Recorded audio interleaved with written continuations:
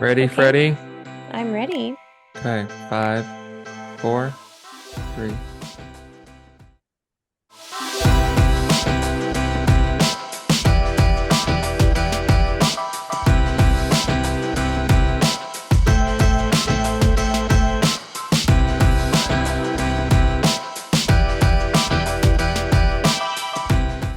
Hello, and welcome to Middleish, the podcast about moderation in all things. I am Erin Green.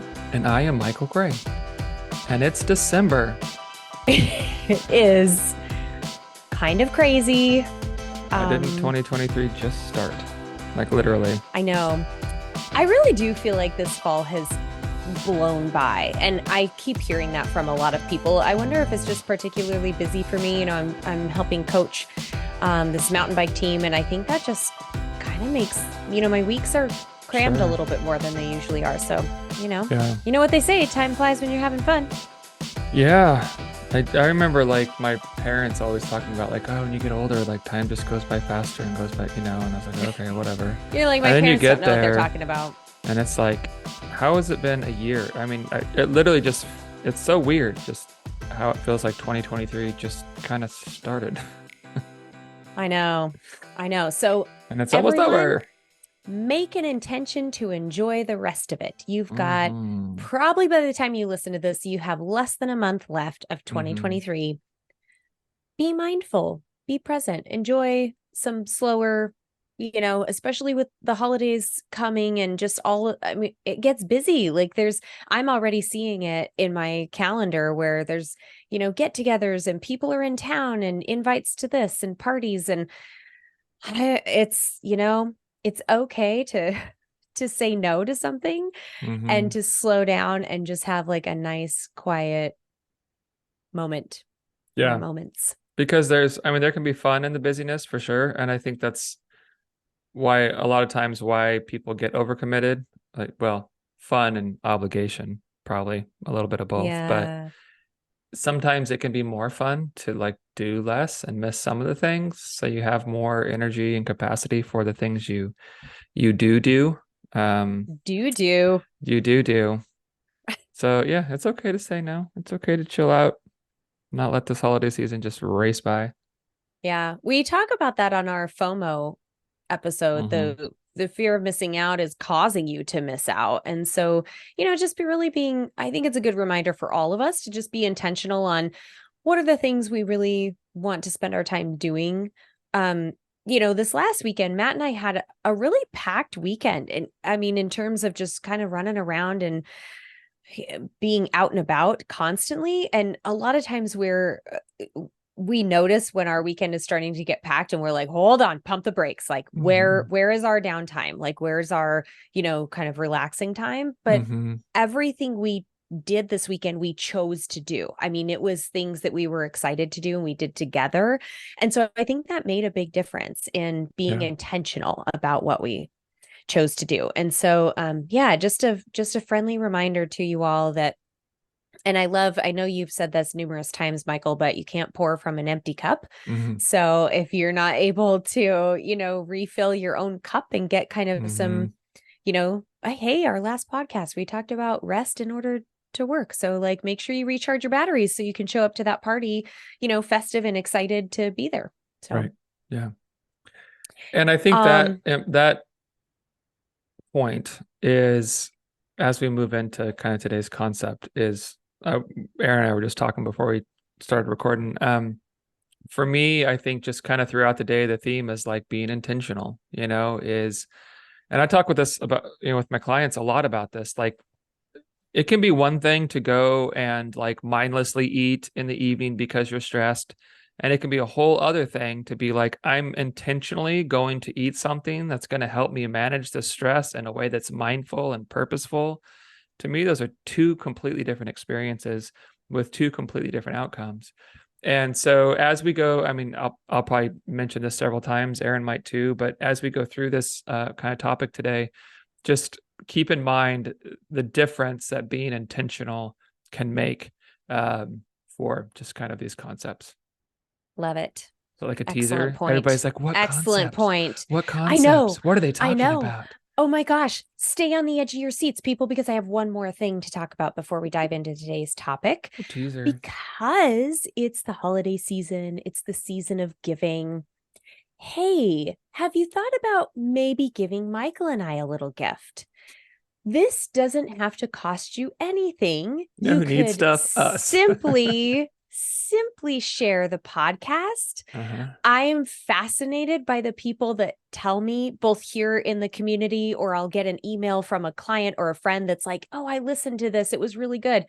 Thank you for those of you who Mhm. share the podcast and encourage others to listen to it. And if you haven't, maybe this episode would be a really good one to share. Maybe it would be a great one to share on social media, or to, go to our podcast on whatever platform you listen to and leave us a review. Those Mhm. are all really welcome gifts. And if you're feeling especially generous, then sure, you could buy us a cup of coffee by donating to the podcast. We would appreciate that too. But just generally speaking, like, how can you spread the word of Middleish? How can you help support what we're doing? Because we love hearing back from our listeners that it's helpful. Mhm. I concur. Thank you. Okay, we're All done with right. the teasers. Let's dive in. All right. Two Time truths, to go. two truths and a lie. Two truths and a lie. Holiday edition. Holiday edition. I was thinking this morning, wasn't this a game show in like the 60s or something, or 70s? I think. Probably. I might be mixing it up with something else, but I think it was. Well, Um, I have a handy little tool in front of me called Google. what's that? Let me just see. It's so easy, even a caveman could do it, Michael. I think you meant Geico. Do you say Google? Yeah, you said it wrong. um, Maybe I not. don't know. I'm not really fun. Oh, yes. This Wasn't is it? this is looking like something back in the 70s, this screenshot I'm seeing. Um, I don't have I don't have a year, but yeah, we might have to look at that. It looks like it's a very popular game for people to play just in Mm-hmm. general. Yeah. So anyway, we are going to have some fun with it today. Two truths and a lie. So if you're not familiar with the concept is this. So we're going to talk about sort of like a general broad concept that people often employ during the holiday season in an attempt to be, healthier, and sort of two truths about those things and one lie about those things. With the point being that, again, intent, the reason we're doing things matters, right? Our approach to how we're going to do things and what we're hoping to get out of it and why we're doing it and the way we're doing it, all that stuff matters. And we talk a lot about messaging in the fitness and diet industries. Um, and there's a lot of messaging, especially around the holidays, that we think can be particularly not helpful. And so we're going to look at some of those. How can we use those things to our benefit? How can we position ourselves so that our intent is a healthy one? And then what are kind of the typical lies, harmful messaging that accompanies them? Yeah. So And that's what we're doing. I think this is important to acknowledge that some of the things we hear from diet culture or whatever, they might come from a helpful place at their Mm-hmm. core. And to your point, what you tell yourself about that concept or that behavior or practice really is what makes it helpful or unhelpful, or causes it to be something that you embrace and you enjoy doing, or causes Mm-hmm. it to be a point of stress and anxiety for you. So, I like to tell people when we talk about food freedom, intuitive eating, diet culture, whatever, that some people are like, oh, I got a salad, like almost like it's a bad thing, or, oh, I did this, like, because they think that diet culture holds some kind of like, Mm-hmm. patent on eating healthy or something. And I'm like, well, actually, no, like you can still do very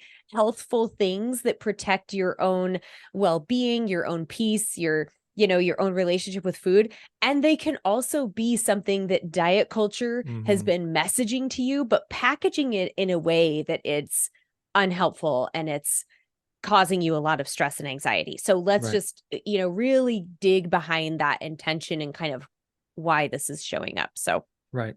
And that's just to bring that up again, I think I see that a lot with like emotional eating in the evenings. A lot of people are told by coaches like, don't eat, oh, after yeah. 7, don't eat. Or, if you're feeling stressed, don't eat. And for a lot of people, it's like, okay, but then how do I manage this? Like Yeah. I'm not even aware enough of what's going on to know what I'm experiencing, but I'm just supposed to like stop this well-worn path of how I manage something. And so now what? Now I have no tools to manage this. And it's the intent is, I think, like you said, people are like, it's coming from trying to be helpful, I think. But it often just kind of backfires and winds up not working out like we want it to and can create a more stressful situation.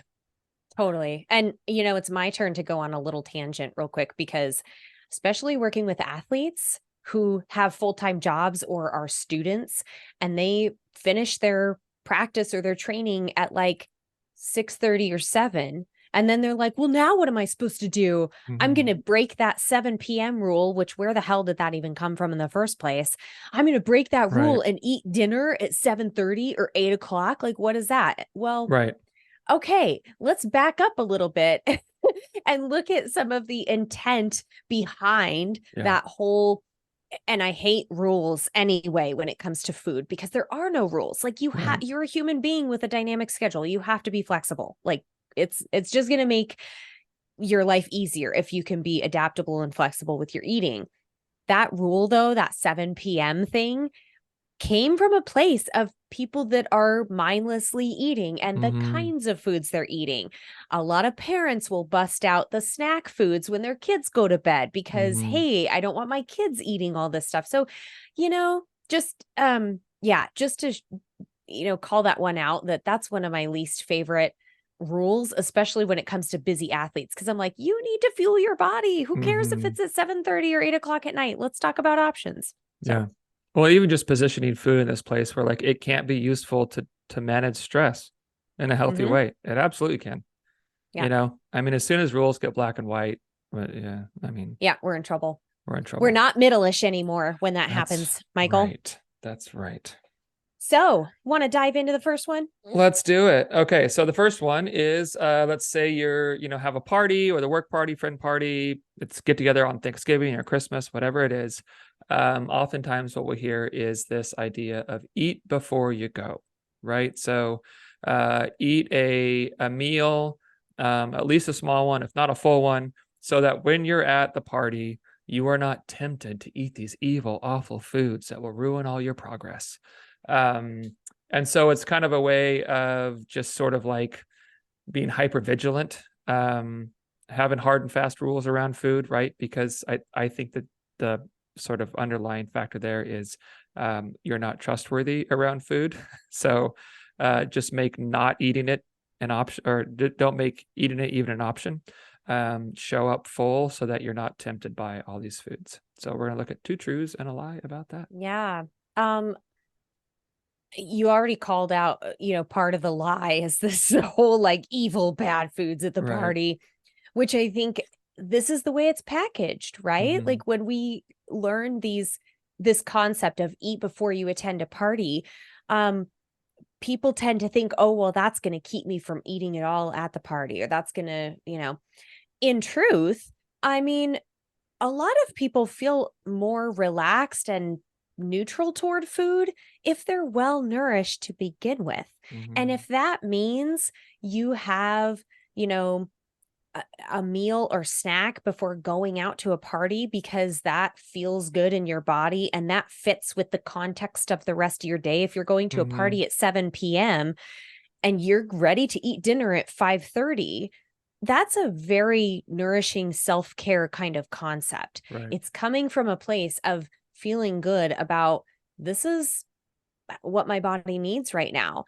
And it Mm-hmm. will help you from feeling um maybe anxious about overeating or overly hungry by the time you get to the party at 7 p.m. because you were actually ready to eat at 5:30. Hmm. So looking at how that actually could play out for you, the purpose isn't to keep you from enjoying those party foods. It's to help you feel um, more neutral and just well nourished in your own body. Right, right.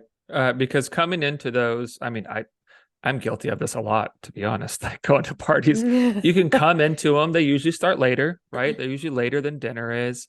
Um, they're usually like small amounts or able to, they're not like a big full meal. It's like little snack stuff. So it's easy to just grab one, grab one, grab one.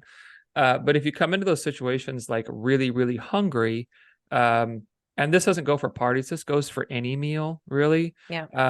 That's why, like, if I have someone who's continually missing like lunch during the day, they wind up eating like a full meal of snacks before they eat dinner because they're just so hungry. And so when we're in that state of hunger, it can really just shut down our ability to like think through, what do I want? Let me be conscious about this. Let me make mindful decisions about how much and what I'd really like to eat and what looks good.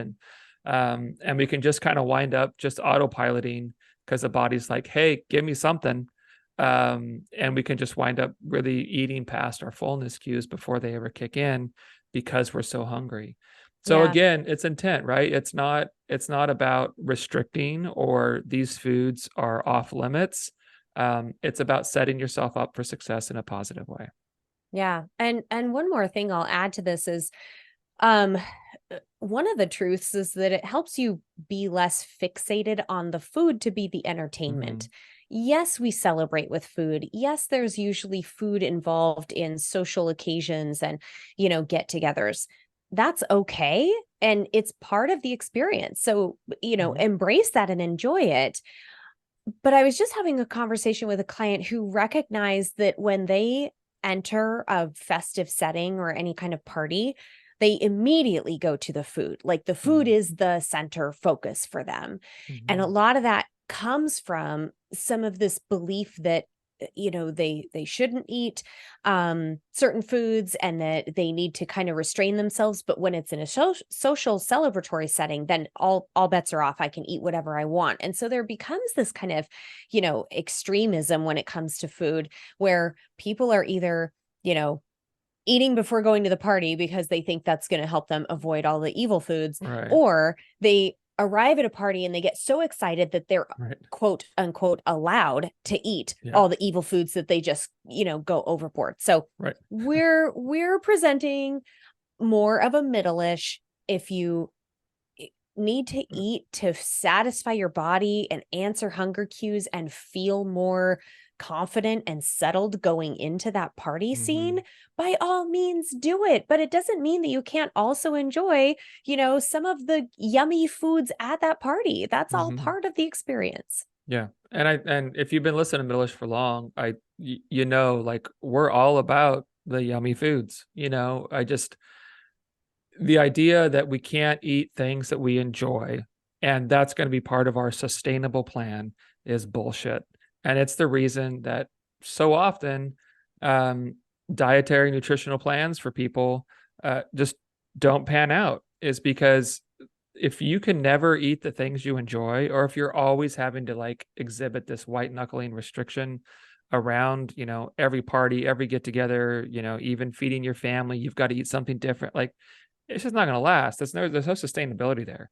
And so, like Aaron said, I think, if you can position the food as part of what's happening and not the thing that's happening, and if you need to come into that situation feeling like you've got, a handle on your hunger and it's not out of control, where you're coming just famished, and you can make some conscious decisions, and everything else that's happening can be a part of the point too.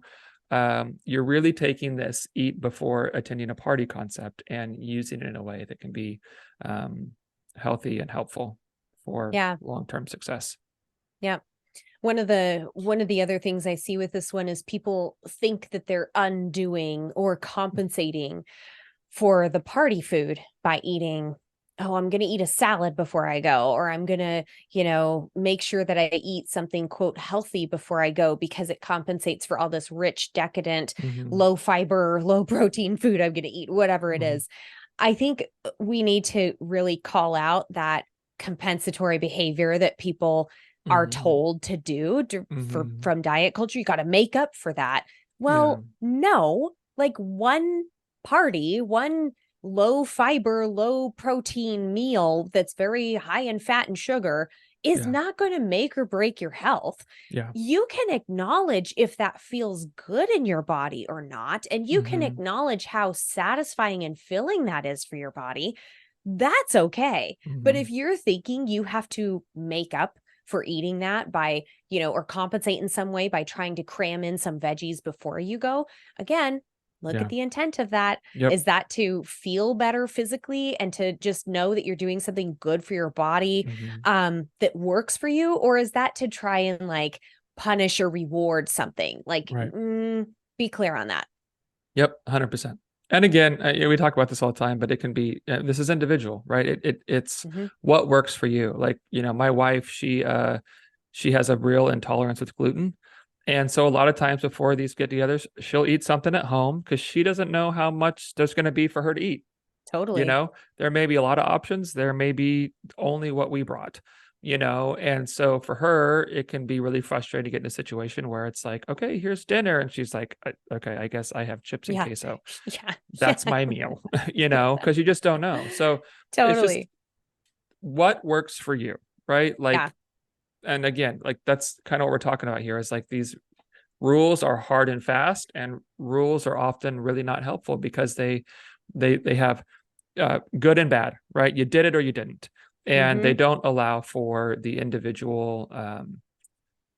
What's the word? I don't know. Like nuance or Yeah, I guess. like Yeah, there's no nuance. There's no like, flexibility. yeah, Yeah. yeah. There's no context for it. It's just you do it or you don't. This is funny. I'm kind of thinking of when I was training and racing at a high level, and I was hungry a lot because I was just working so hard. And there Mm, were times when we would go to a party and the timing was an issue for me because I'm like, no, I need to eat before yeah, that. Like, yeah. I need to eat something. But then also I am a social person. And so I would arrive and I would just immediately start chit-chatting with people and floating around and talking. It might be another hour before I get to food. And then you're still talking with people while you're trying to eat. So some of this could also be just a really good strategy for whether you're an athlete or not, just recognizing that, like, I may not get a chance to eat at Right. this party. So it's not even about food avoidance. It's about Yeah. like helping your body feel good in that Mm-hmm. setting. And I'm remembering one client that um has a very socially active job. Like a lot of their job was being that person at the party that is going around making contacts and conversing with Mm-hmm. people. This person had a real problem with underfueling, and when I found out that part of the issue was they are intensely uncomfortable with eating in front of people, like walking around with a plate of food Mm, and eating as you're chatting and eating, sure. did really self-conscious about it, did not enjoy it. So what was happening was this person was they were kind of like, "Oh yeah, I'm going to go to this party and there'll be food there." But then once they arrived, they were like, "Oh, I don't want to eat in front of people," Yeah. because they were constantly talking and do I have stuff on my face? Like they just felt really uncomfortable with it. So Mm-hmm. we strategized ways that they could work around that. And one of the options was eat before you go. So again, this is not entirely a bad concept. Just be real about why you are following this Yep. idea. Yep. So All right. Number two. You want to do number it? two, I You want to do number do, two? do I want to do number two? Was it Oh, one of the everybody Austin poops, Powers? Michael. One of the Austin Powers? Do you remember that? Who Who does does number number two two work work for? for? All right. Aaron's gonna number two now. We've already said doo doo. We've already said number two. I mean, we're off to a great start. Hey, and look what's right here on my desk. Oh, Mr. Poopy. Or what Yeah. is that? Yeah, That's a poop it's a emoji. little poop. I don't know Did your what daughter daughter. make that? One of them did. Yeah, I don't know. Just sitting here on my desk. Very artistic. It's good. Right? Yeah, very. Just excellent. You know So what we could concept say? number, It's shitty go ahead. work. It's shitty. That's a piece of shit. That's right. Okay. Concept number 2, moving on. Mm. All right. We are told not to hover near the food. Um, there's a couple truths to this. It decreases mindless grazing. You're more Mhm. conscious of your choices. You're more intentional with your eating. Those are all really positive things. Mhm. And Michael and I talk about that a lot. You could go back through probably a couple dozen of our podcasts where we talk about being mindful, being present, being intentional about how you engage with food and how you eat. Right. So decreasing the mindless grazing is a good thing. It helps you engage with the other goings on and the conversations and the festivities at the party. So Mhm. if you're not just hovering near the food table, you can really start to observe, what do I enjoy about attending this party, or the people that are here, or, Right. watching, I don't know, if there's like some little fun games or something going on. It really helps you, again, not make that food the focus, the sole Mhm. focus of the party. Right. The big lie here is when you are sold the idea that you can't control yourself around food. So avoid that buffet table or that food corner at all Right. costs. Man, the more people tell themselves this, oh, I can't be trusted around food, the less likely they are to build that trust. So you have to work Yeah. through that and find ways that you can engage with food that are healthful and nourishing to you, that Mhm. aren't just like, oh, I can't be trusted. I can't stand near the buffet table. My trainer told me not to, kind of Right. thing. Yeah. And I think that lie is, I mean, I think that's the kind of underlying thing for just a lot of the struggles that we have with getting healthier. And unfortunately, something that a lot of trainers and coaches and stuff reinforce is like, you can't trust yourself, and we've talked about this before, but it's like outsourcing success, right? It's like, I have to have all these other things to hold me accountable and to keep me on track, and to, hard and fast, rigid rules around things so that I don't screw up. And none of those things help build that trust internally, and I get why people don't trust themselves. I don't think it's an accurate assessment, but I understand it, right? Like, we've grown up kind of our whole lives just sort of having that kind of beat into our heads, like you have to have hard restrictions. You have to count your calories, you have to count your macros, because you can't be trusted to do it on your own. Ignore your hunger, right? Like, that's a bad cue. You have to silence that hunger. And so I think for a lot of this, it really comes down to, like, if you're doing something because you feel like you can't be trusted, like Aaron just said, then how are you ever going to build that trust? Mm-hmm. How are you going to build internal trust? Like, one, that I can do this, and two, if I don't do it well, I can just like try again. I trust myself to be like kind and give myself grace through this process, to learn something that I'm learning, right? Like, to Mm-hmm. go through the process of learning to do something better. And so when we have these things like, eat before the party, don't stand near the food, it just really reinforces this idea that you can't trust yourself. And the more you reinforce that, the less likely you are to ever trust yourself. Yeah. And so I think we have to be willing to put ourselves out there, and be willing to do something poorly, because that's okay. Like, that's how you learn anything, right? Like, I've used this example before. Like, when I was learning, I've been playing guitar for, I don't know, 20 some years, 25 years. Like, when I started, I was terrible, terrible for like Mm-hmm.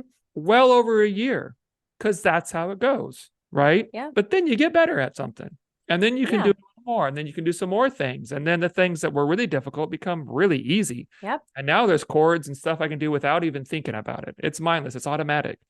And that's the willingness we have to build this trust, is to fuck it all up and then try again. And then you just suck less over time. Like the more you Yeah. practice, you suck a little Yeah. less. And Yeah. that's how you do it better. Yeah. Like, that's the Exactly. only way you do this better. And I want to point out that words matter here. The story you tell yourself matters.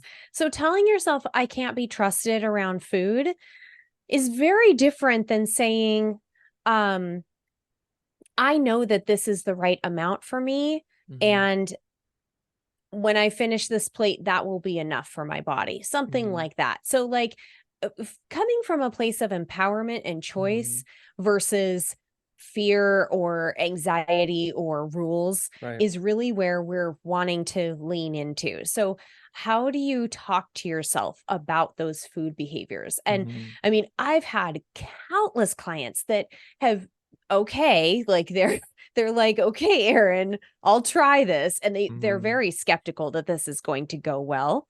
Mm-hmm. But as they learn about their body and what feels good to them and the way they talk to themselves around food, I had one client that was shocked when they decided not to have dessert one night at a family dinner.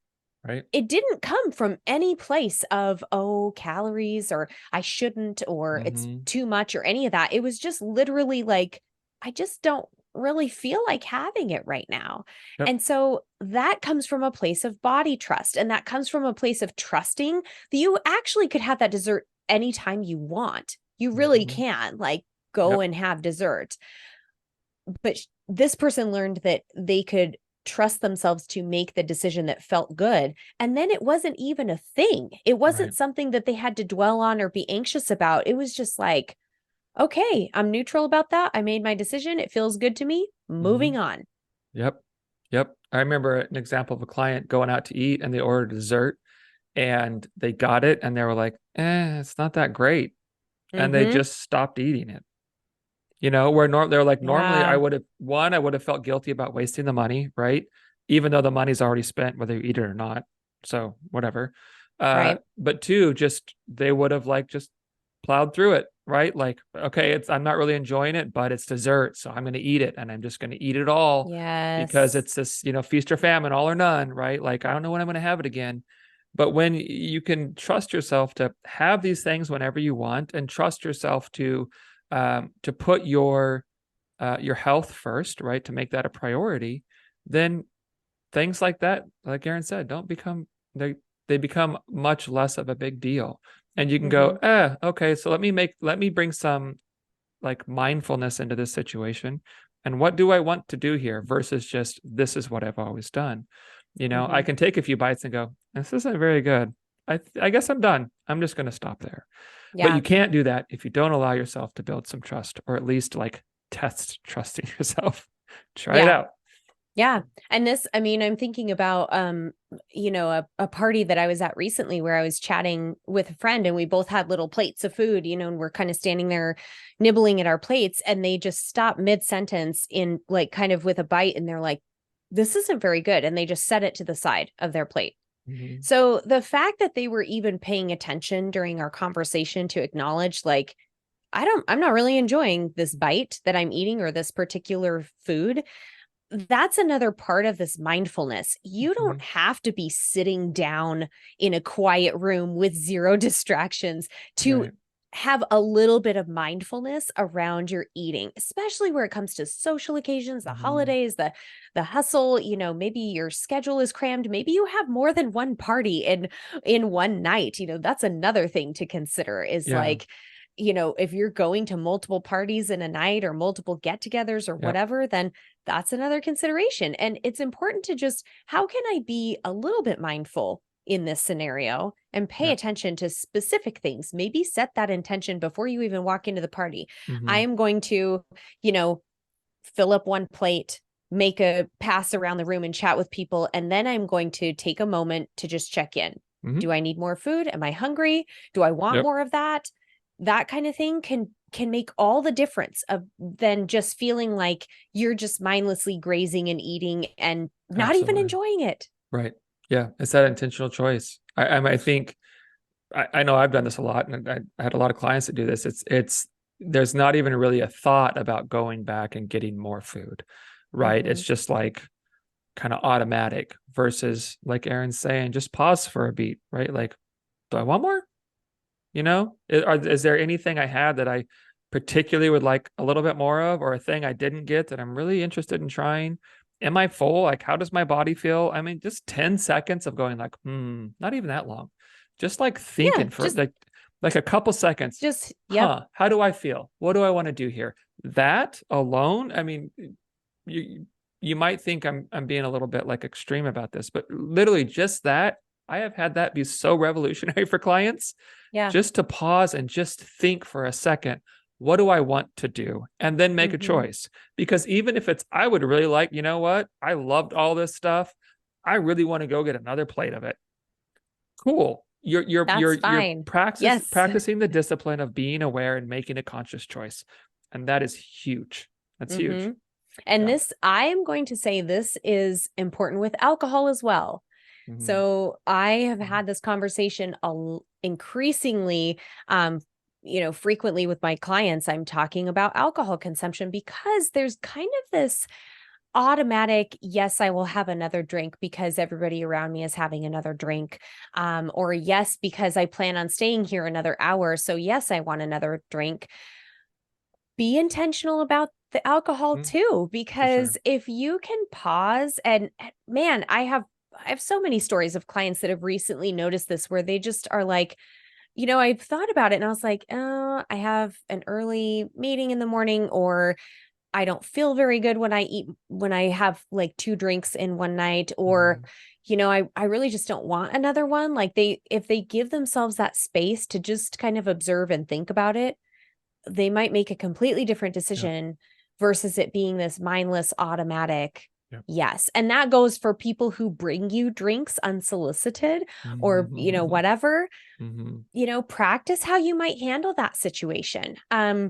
Practice. I was telling Matt, I think I've shared this story before, but when I was a broke college student and I was living with my family across town, I would want to go downtown and have fun with my friends and party, but I didn't want to pay for a cab, figure out how Mm-hmm. I'm going to get my car in the morning, um, be hungover, stay Right. out too late, like feel like crap, all these different things. So I would get a single beer at the bar, and I would drink that beer. And then I would go to the bathroom and fill it up with water, fill the Mm-hmm. beer bottle up with water. And I'd be out there on the dance floor drinking Mm-hmm. water out Mm-hmm. of my beer bottle, but having a great time. Guess what? Nobody gives a hoot if you are drinking or not. Like you could Mm-hmm. go to the bar and order like a seltzer or something with a squeeze of lime. Nobody's going to know there's no gin in it, right? Mm-hmm. So if you want to avoid that social awkwardness of people, you just be like, nope, I already have a drink. Thank you.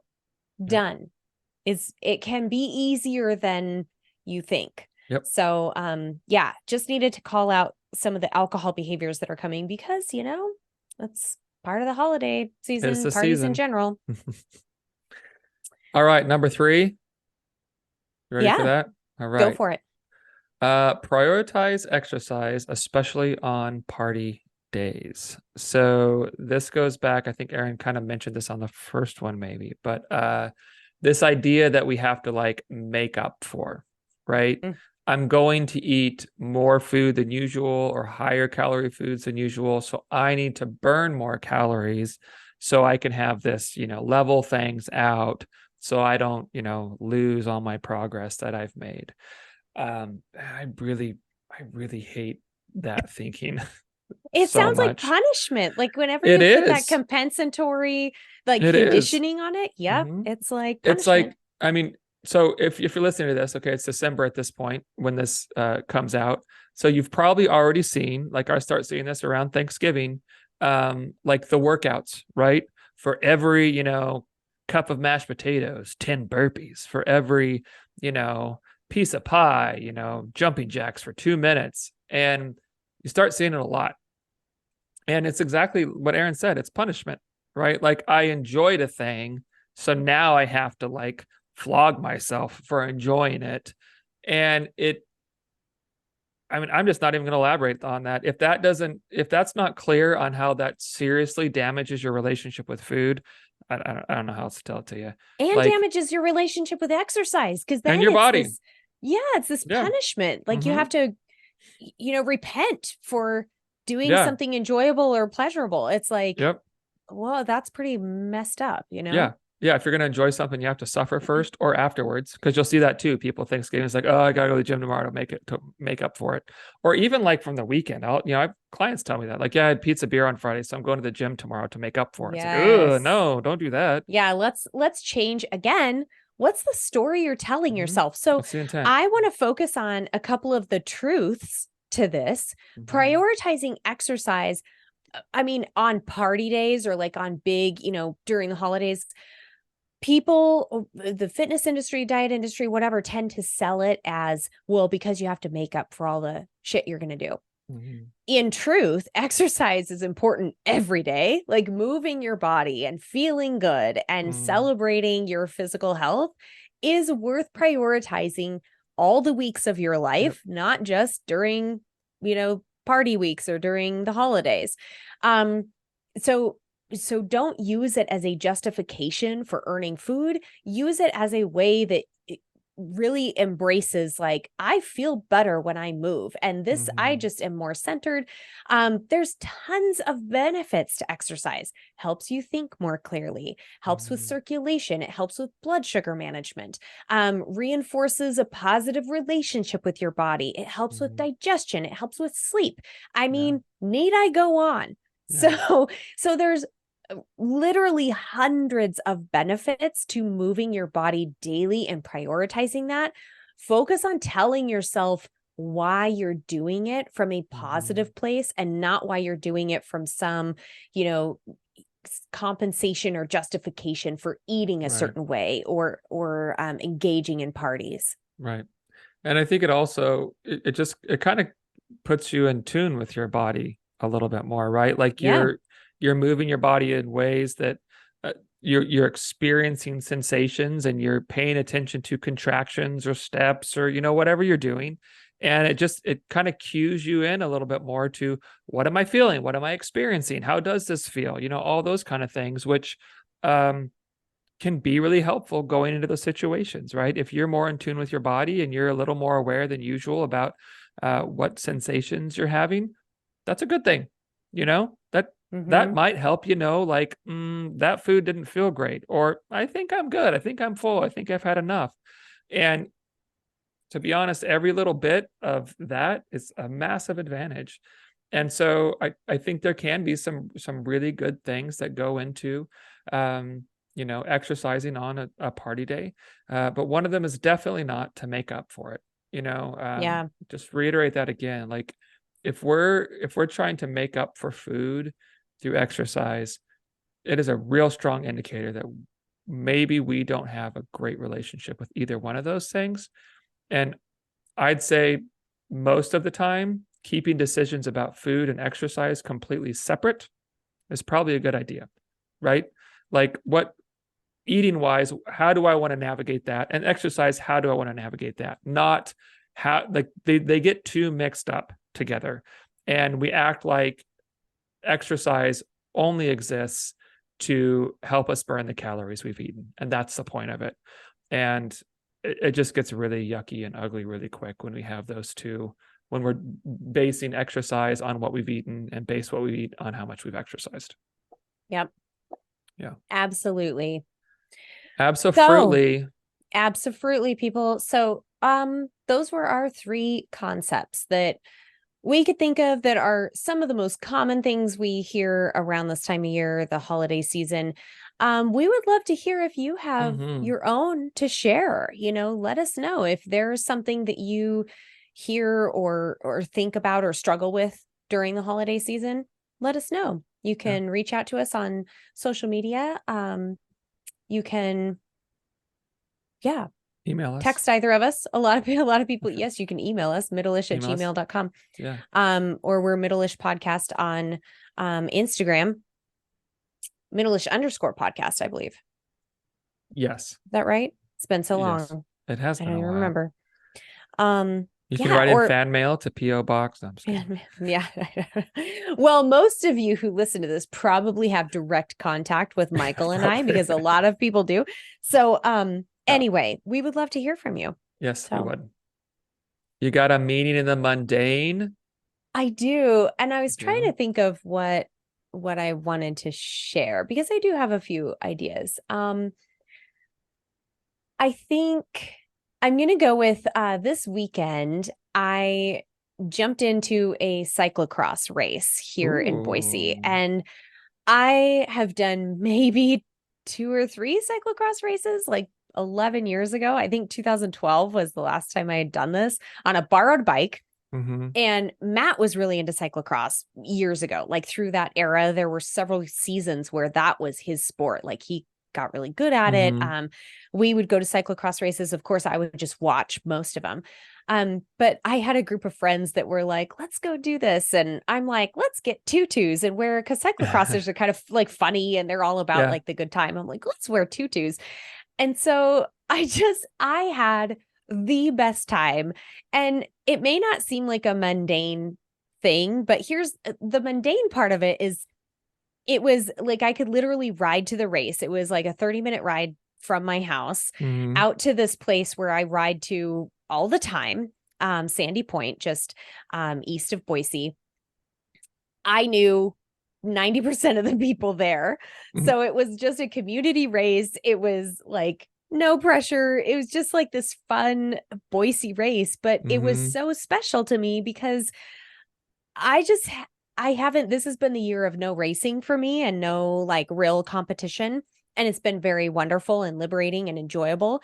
But there's something special about going out to a race that's like, just a local whatever and having such a blast and having, learning something new, like trying this sport that I am not good at. Like Mm-hmm. I'm not trained for it. I haven't practiced the skills. Like I just went out there and had fun on a bicycle in a tutu. And it was Nice. fantastic with a bunch of friends that I knew. It was really great. I bet that was So, fun.